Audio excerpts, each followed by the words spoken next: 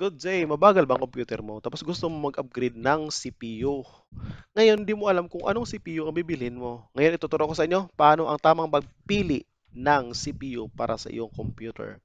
Ang una nating pagbabasihan diyan is hindi yung sakit ng ating motherboard o ng CPU. Ang tamang pagpili ng CPU para sa ating computer is nakabase tayo sa ating motherboard kung compatible.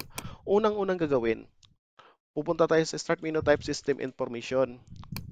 Dito sa System Information, sa System Summary, kukunin natin ang baseboard product. Ito. I-Control C natin para makopya natin ang laman. Tapos i-paste natin sa Google. Pag paste mo sa Google, papasok dyan una ang website ng motherboard mo.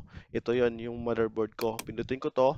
Punta ka lang dito sa specification. Lahat ng motherboard website, pero silang ganito. Ito kasi yung guide nila para sa gusto mag-upgrade ng CPU. At malaman kung anong CPU ang compatible. Nakita nyo rito, punta ka sa details, processor na yung CPU supported.